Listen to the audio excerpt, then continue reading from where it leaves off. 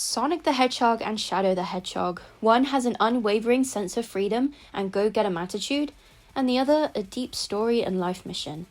They've definitely had their fair share of ups and downs, whether in-universe or in a meta sort of sense. We could point to many examples of times when their characterizations have seemed a bit out of place. Not calling out any examples in particular, IDW, Sonic Lost World. But how true does this statement hold up in terms of Sonic and Shadow's dynamic between each other? Do they have a potentially unhealthy rivalry? How well has this rivalry been portrayed? Today, we'll analyze Sonic and Shadow's interactions between each other in terms of their rivalry in the main series. We'll also consider the importance that their dynamic has in contributing to their character, and I'll explain how I personally interpret their rivalry. But before going any further, let's establish solid definitions of rivalry and dynamic, as I'll be talking about both of these a lot. Rivalry can be defined as competition for the same objective, or for superiority in the same field, while a dynamic is a force that stimulates change or progress within a system or process. In this case, Sonic and Shadow's rivalry. So, our analysis will be from the perspective that Sonic and Shadow's interactions contribute to shaping their dynamic, which then impacts their rivalry. So, without further ado, let's start at the very beginning, Sonic Adventure 2. Most fans by now will know that this is the game in which Shadow made his first debut in the franchise. He was a character created to complement the contrasts between good and evil and challenge the already well-known heroes, especially Sonic. They were supposed to be matched in many different ways, ranging from strength to speed. After SA2 released, Shadow skyrocketed in popularity, reportedly surpassing that of Sonic's at the time. So the developers saw this as a sign that Shadow should return, and he did just that in titles such as Sonic Heroes and his own infamous game Shadow the Hedgehog, marking the start of his dwindling portrayal up until about 2024. While Sonic's portrayal probably started tanking with the onset of the 2010s. Anyway, SA2's story revolves around Sonic saving the planet once again, but this time he gets framed and arrested, just as he became famous for defeating Chaos. The one to blame for that is a doppelganger hedgehog, a faker, as Sonic puts it, who initially believed that he was destined for revenge and destruction against humankind for killing the most important person he ever held dear to his heart, Maria Robotnik. The two hedgehogs crossed paths multiple times throughout the story, and it wasn't until Shadow's change of heart that he decided to sacrifice himself to save everyone. Let's take a look at the first encounter between the two hedgehogs. What? It all starts with this. A jewel containing the ultimate power. That's the Chaos Emerald! Now I know what's going on. The military has mistaken me for the likes of you. So, where do you think you're going with that emerald? Say something, you fake hedgehog! Chaos Control!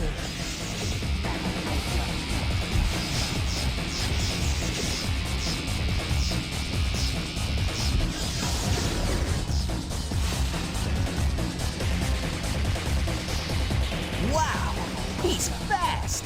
Hey, it's not his speed. He must be using the Chaos Emerald to warp. My name is Shadow. I'm the world's ultimate life form. There's no time for games. Farewell! Shadow, what is he? Dobo, say where you are. Keep your hands up in the air. Not again. With Shadow demonstrating at the time a never-before-seen technique, it presents itself as one of the key factors involved in kickstarting the rivalry. Sonic was in awe by the time Shadow disappeared because he had never seen such a move before, let alone had he tried to do it himself. And, okay, you might be wondering, why is this significant? Well, Shadow was deliberately showing that there was more that could be done with the Chaos Emeralds, and that there was more untapped potential than meets the eye. It's like Shadow was telling Sonic indirectly that he would be fighting way crazier things in the future, and that he had to improve his skills or not stand a chance otherwise. Fast forward, and Sonic has battled the likes of Perfect Dark Gaia and The End, both being much bigger than Sonic and terrifyingly powerful. I think it's also worth thinking about this next bit. The moment Sonic discovered that Shadow's physical appearance was so similar to his that it was uncanny, he knew that Shadow would be challenging him for years, because Shadow had experienced so much more than Sonic in his past, and thus had more lessons to teach. He lost Maria, and in turn, a part of himself. I remember first seeing Shadow and presuming that he was going to be the sort of Obi-Wan to our main hero, which I think has come into fruition. We'll take this idea further with the next interaction.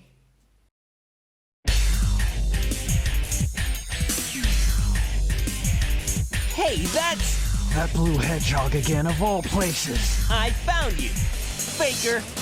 Faker? I think you're the fake hedgehog around here. You're comparing yourself to me? Ha! You're not even good enough I'll to make be you eat my those fake. words. Honestly, I think Shadow deserved to call Sonic out as a faker, because by this point, Sonic still hadn't really displayed any sort of superiority over Shadow, nor any signs of improving his skills. So yeah, Sonic just wasn't good enough to be Shadow's fake, I guess. Even still, Sonic probably wanted Shadow to eat his words, so to speak, believing that he would show him up in their battle. It's not exactly clear, of course, who actually won that fight in canon, because depending on which story you pick, hero or dark story, you don't progress further until you win as the character you're playing. So I suppose we can take this as a stalemate, just like the iteration of this battle in Sonic X. And actually, if we look at it this way, it means that this fight marks the beginning of Sonic getting stronger, because compared to the first encounter, Sonic was becoming more sure of himself, not taken aback by Shadow's capabilities this time.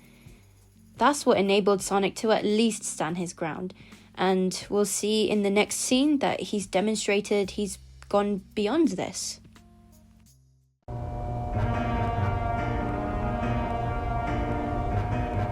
You never cease to surprise me, Blue Hedgehog. I thought that capsule you were in exploded in space. You know, what can I say? I die hard. You actually saved me, you know. It was a Chaos Emerald, wasn't it? But there's no way you could have activated the Chaos Control using an emerald that's fake. So, there's more to you than just looking like me. What are you, anyway? What you see is what you get. Just a guy that loves adventure. I'm Sonic the Hedgehog. I see. But you know, I can't let you live. Your adventuring days are coming to an end.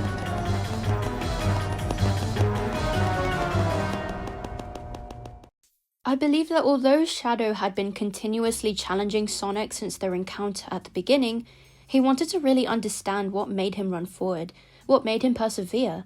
And he more or less got a concrete answer when Sonic said that he's all about the thrill of the ride, which is one of the fundamentals of having a healthy rivalry with someone. Not quite satisfied with the response he got, Shadow put Sonic to the final test to learn of anything new his opponent may have picked up on from their battles. No matter which story the player goes through and no matter the outcome of this last fight, it would be safe to say that Shadow desired to continue challenging Sonic in order to learn from him, even if he is stubborn to insist that he does it to prove he suits the title of Ultimate Lifeform. But with that aside, this scene shows that Sonic and Shadow's balanced back and forth has culminated into a dynamic that's blossoming into a healthy rivalry, because they're both starting to learn from each other. And the lead up to the finale basically hits this point home, but illustrates it in a meaningful yet epic way.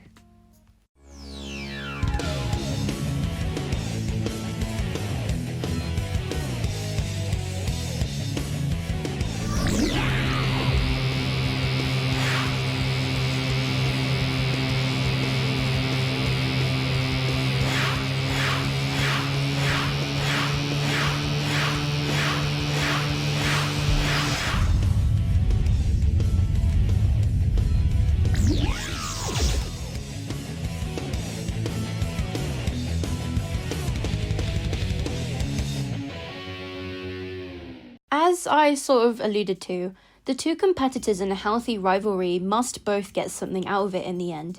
The series of friendly contests makes each individual compare themselves to what they were before, not to other people who seem better, and especially not to one's rival. And I think this is contextualized brilliantly when Sonic and Shadow go super at the same time. How, you may ask? Well, the way the transformation sequence is executed portrays the hedgehogs as equals, not really in terms of speed or strength per se, but in terms of morals and goals. Both of them raising their hands to call forth the Chaos Emeralds and turning golden at the same time are both subtle details, but ones that shouldn't be overlooked in terms of representing the heights of their healthy rivalry. I also want to point out Shadow's change of heart thanks to Amy. Shadow had already known of Sonic's heroic nature, but Amy reminded Shadow that Sonic was his reflection staring back at him.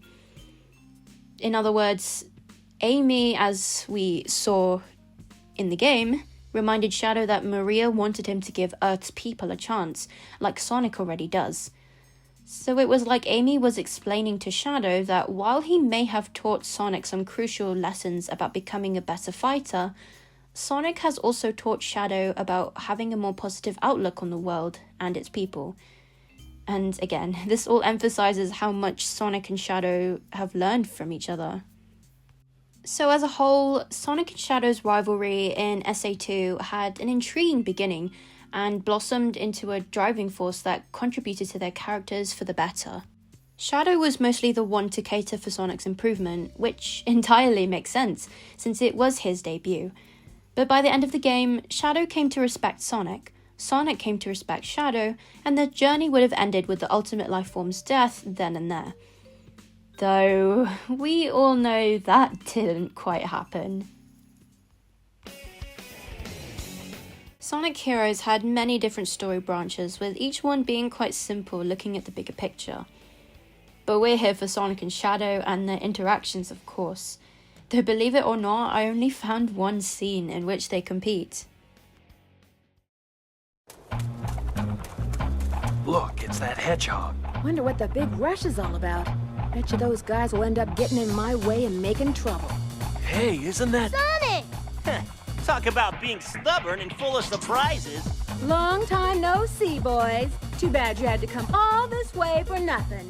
We'll take it from here. What'd you say? Sensors locked on Eggman. Non-compliant intruders will be destroyed. Didn't you know?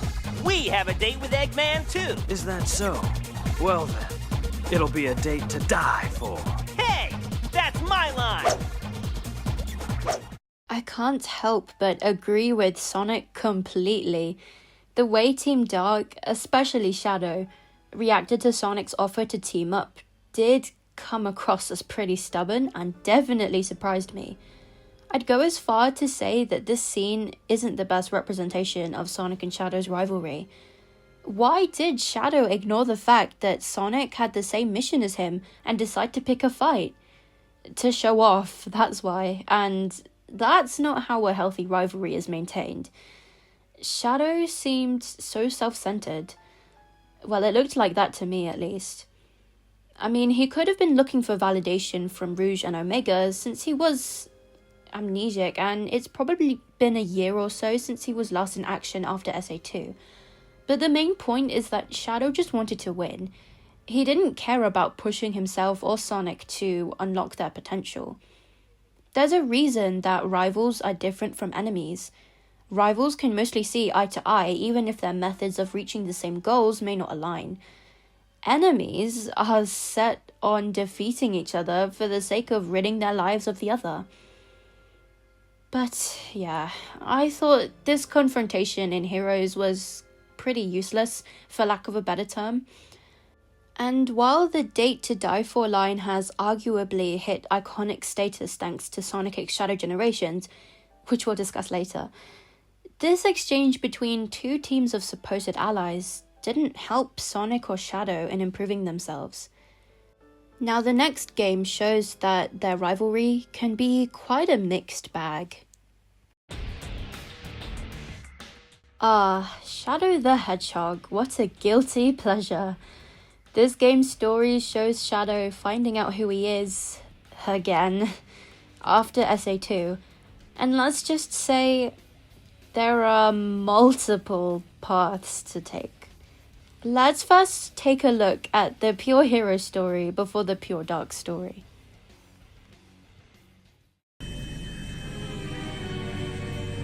Shadow, why are you siding with those black creatures? Siding with them? You're joking, right? I'm just siding with whoever goes up against you. This time you're going down, Sonic. Well, if that's how it's gonna be, Shadow, then bring it on! Just say when. The first time I saw this play out, I didn't think Shadow's answer made any sense at all. To think that in the prior cutscene he was working with Sonic, only to find out they'd tussle in the next.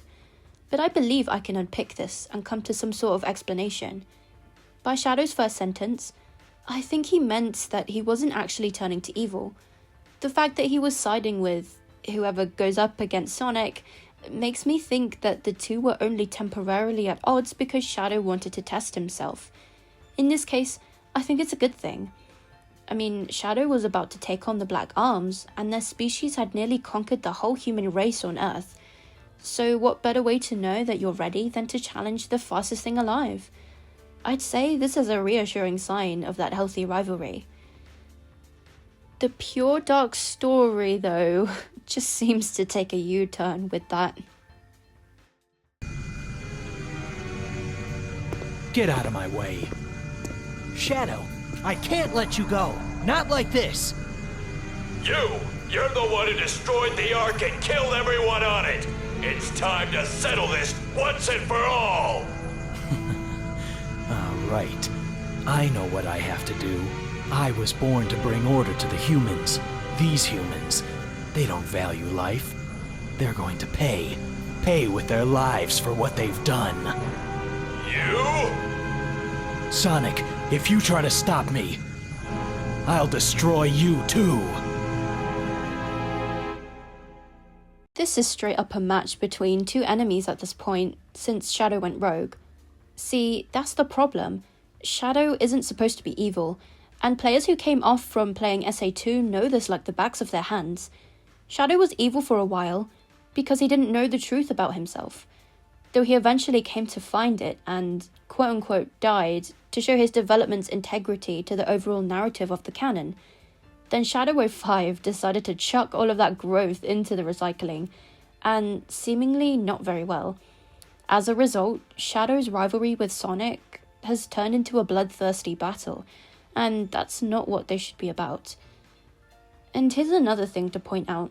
Shadow was against humans in this scene, but Sonic was with the humans, and Shadow claims that humans don't value life.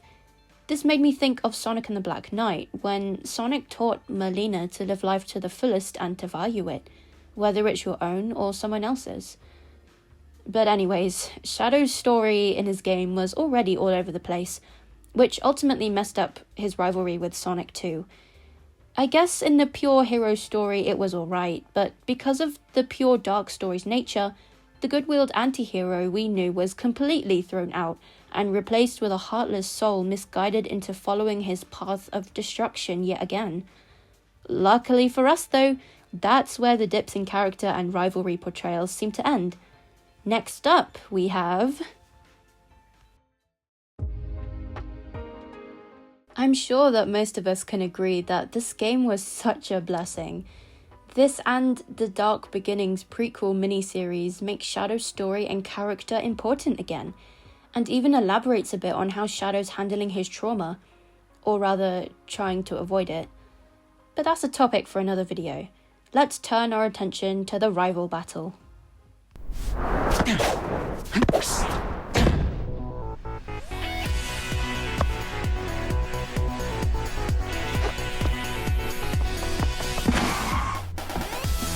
I found you, Shadow! The blue hedgehog, of all places. You have something I need. You can wait until my business is finished. Yeah, sorry, but that Chaos Emerald and I have a date with a monster. Well then, It'll be a date to die for.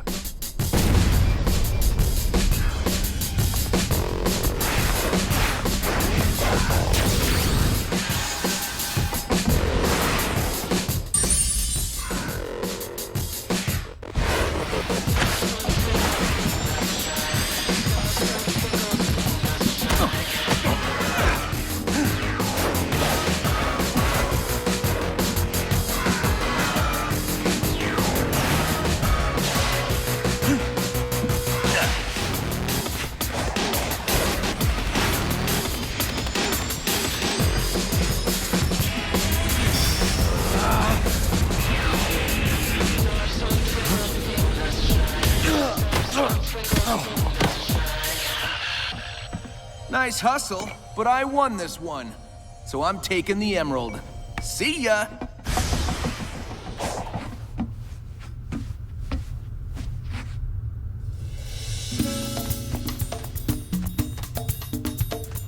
I finally find you, and what do I see? Sonic defeating you.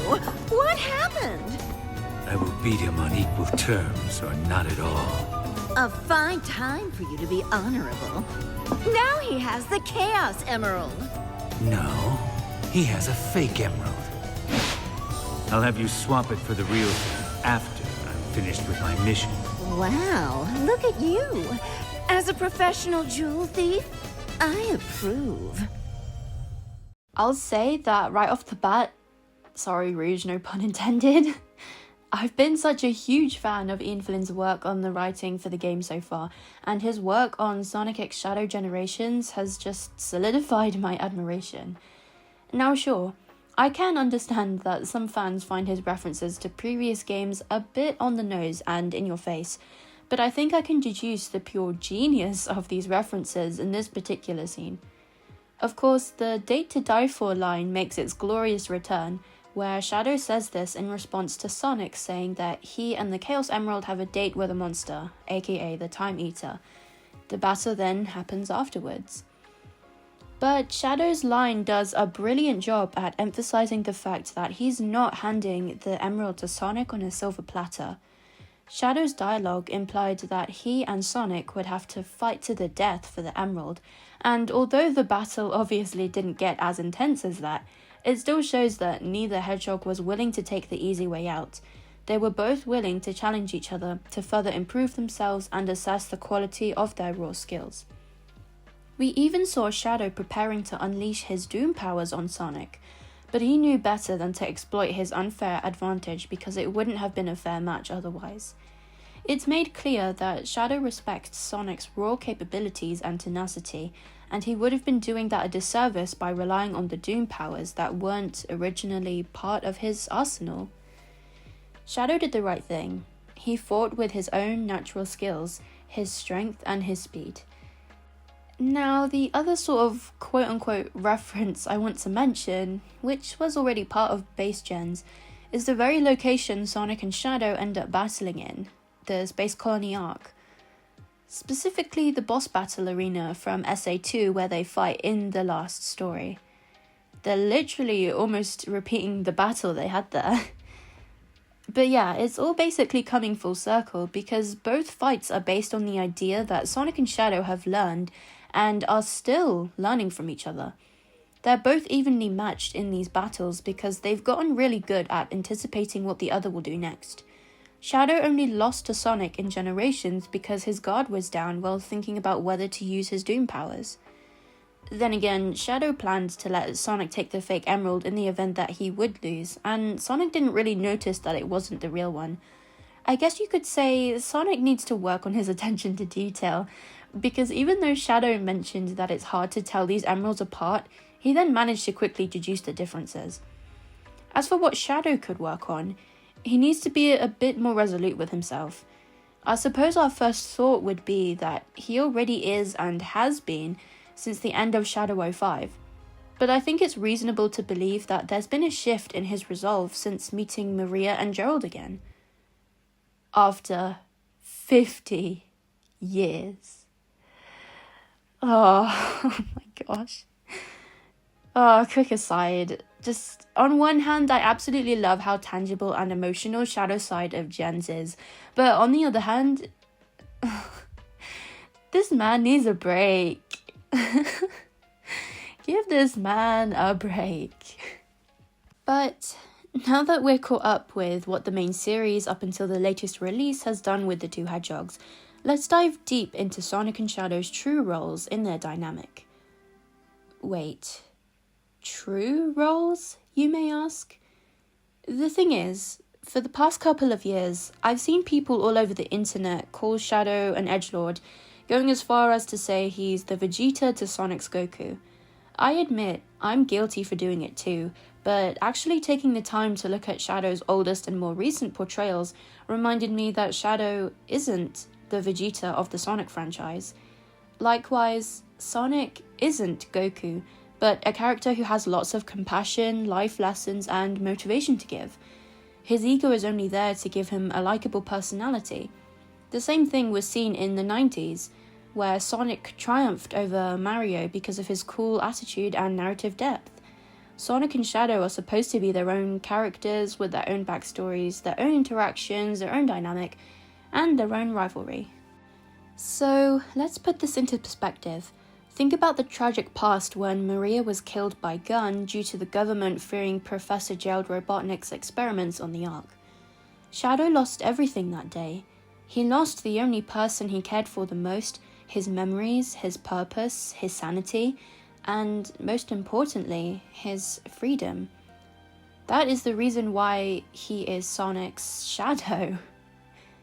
Did you see what I did there? Shadow the Hedgehog is what Sonic would have become if he lost everything as well. The blue blur has everything that Shadow did not. Many loyal friends to make memories with, a purpose, happiness, and freedom. Freedom is the key word in this list because Shadow eventually came to work for Gun, as later seen in Sonic 06, under people's power, authority, and orders, whereas Sonic doesn't work for anyone. He's only been seen as the hero working for everyone's welfare because he fights for the greater good. But what we forget sometimes is that he actually fights for what he alone believes in. This contrast between the characters is pretty telling that Sonic and Shadow are the perfect example of an ancient Chinese philosophical idea, the yin and yang. It's the concept of dualism, or how two contrary things can in fact complement each other to further improve on one another. Let's break it down. Shadow has experienced some of the worst aspects of life, and he has wisdom regarding it that he can give to Sonic. Sonic also knows how to enjoy life and live in the moment, which Shadow struggles to do. Since he doesn't physically age and is immortal, he would watch all of the current cast die of old age, which I'm sure is something he doesn't want to witness given his past experiences. So Sonic would definitely be able to help Shadow overcome the negative feelings that come with this reality, because, like I mentioned before, Sonic taught the same life lesson of living life to the fullest to Merlina during the events of Black Knight. All of these things I've talked about are possibilities to enhance both characters' emotional strength, mental strength, and wisdom. Physical strength is a pretty straightforward story though. There would probably be a lot of combat training, technique improvement, and races to be had. We've seen a lot of this already, which is great, provided that Sonic and Shadow are both good sports about it. But now's the time, I think, to wrap up. I think as a whole, Sonic and Shadow's rivalry has been portrayed rather poorly, especially during the latter part of the early 2000s, and during this time they've both become victims to poor writing and story choices where they've been at each other's throats just for the sake of it. But thanks to Sonic X Shadow Generations, this will hopefully be changed for the better of both characters going forward. I hope that as you've watched this video, you've considered not just my thoughts on what these characters should and shouldn't be, and how I think their rivalry should work out, but also your thoughts on these ideas. Because in the end, I know so many of us really enjoy the competition and the characters themselves due to their personalities and backstories resonating with us. This food for thought should help us consider different perspectives on our favourite hedgehogs, since they're not just some self-absorbed and edgy personas who constantly do and think of the same things. In my eyes, they have lessons to learn, and those lessons can be learned from each other either by competing and performing better next time, or simply conversing. At the end of the day, they're rivals, and should be good sports about it because they're not perfect. And yes, even Shadow isn't perfect. His character development can go a long way with Sonic, and Sonic's character development can go a long way with Shadow. Together, they're doing whatever it takes to live and learn. Thanks for watching, everyone. So yeah, first video, knew it wasn't going to be the best ever, but I'm such a huge fan of Sonic and Shadow, but also of the Sonic franchise as a whole.